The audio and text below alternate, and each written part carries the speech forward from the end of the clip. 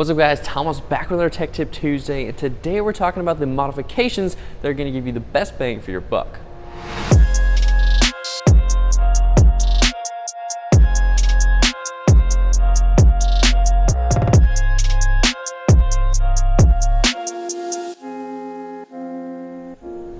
So we're breaking this video into two categories. We've got power and we've got handling. So first, let's talk about power. If you've got a completely stock car, these are the things that will give you the best benefit in terms of power and handling. So with power, if you want more power out of your car, because we all know they're not very fast, you're going to get a header and a tune. I've said that before. Those are the two biggest ways to get power out of your naturally aspirated FA20 and your FRS BRZ or 8.6.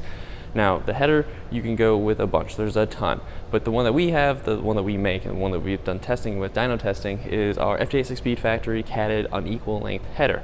So that's given us peak performance-wise 13.8 horsepower increase and 5 foot-pounds of torque. But those numbers, oh, that's not very big. But if you scoot back towards the beginning of the rev range, you'll see that big torque dip that you have around 3,000 to 4,000 RPMs. It's designed to fill in that gap. So you get an increase of 18 horsepower and 12 foot-pounds of torque right in that torque dip. And that's really where this header shines, because that's where you just spend most of your time if you're driving, and daily driving especially. You're not going to see that 13.8 horsepower peak unless you're redlining your car every time you go to work. Now, once you add a tune to the header, you're going to see probably about 20 horsepower overall with the header and the tune combined. So maybe 5, 6, 7, 8 horsepower with that tune. And you can go a couple different routes with that tune. You can get an open flash tablet, which is very consumer friendly. It's just like touch buttons, tune, boom, you're done. And then you get a whole bunch of other stuff, like you can monitor your engine parameters and whatnot and do pedal dance mode and stuff. Or you can get an EcuTech, which is not as cool of a touch buttony tablet, but it has more higher end capabilities. Like if you wanted to go forced induction later on, maybe get an EcuTech, because it's a little bit harder. Basic bolt-ons for the OFT, more hardcore stuff with the EcuTech. So that's kind of what the differences are.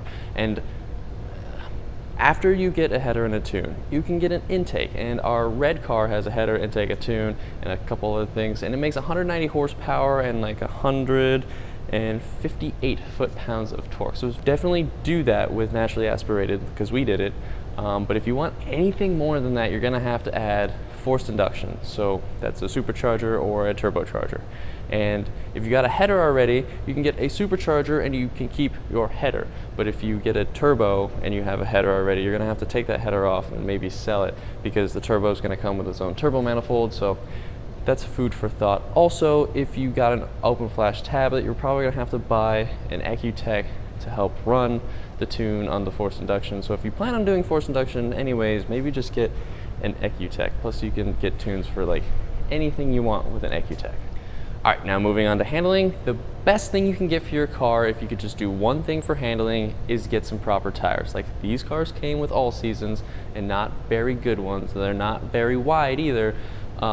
Even if you stayed with the factory wheel width, like 7.5 inches or something like that, if you just got proper like Bridgestone RE71Rs, like aggressive summer tires, like 200 treadwear stuff, things that people use for like autocross and stuff for street class, or like Hankook RS3s or RS4s, like those are going to considerably change the handling characteristics of your car. But say you already got tires out of the way, then you're going to look at suspension. So you got lowering springs and coilovers, and now like coilovers are getting pretty cheap. So if you want that extra adjustability that coilovers provide, it might just be worth the investment now, since coilovers are getting really affordable. And then if you really want like the extra stuff, you can invest in some coilovers that cost over $1,000 or $2,000.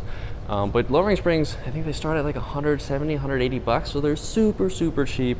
If you're gonna lower the car, you're gonna get stiffer springs, but you're not gonna get as much as you would with coilovers. So that's something you have to discuss with yourself and per your budget, of course. Now, after you get your suspension, your coilovers, or your lowering springs figured out, I would probably pick up, unless you have camber plates, or you can even add this with camber plates, you get some camber bolts. Like they're 20 or 30 bucks, and they give you a little bit of camber, but it's totally worth it, especially if you're autocrossing. or just track daying, or you just want to look a little bit more stance bro. But camber bolts are super cheap, so you get a lot of benefit and very minimal cost. After that, you can look into sway bars. You can look at stiffer mounts for the suspension. You can also do that for the engine, transmission, and differential as well. But then you kind of have to decide how much comfortability you want versus like performance, because with the stiffer bushings, you're gonna get more vibration in the cabin. So it's a give or take, of course, like everything.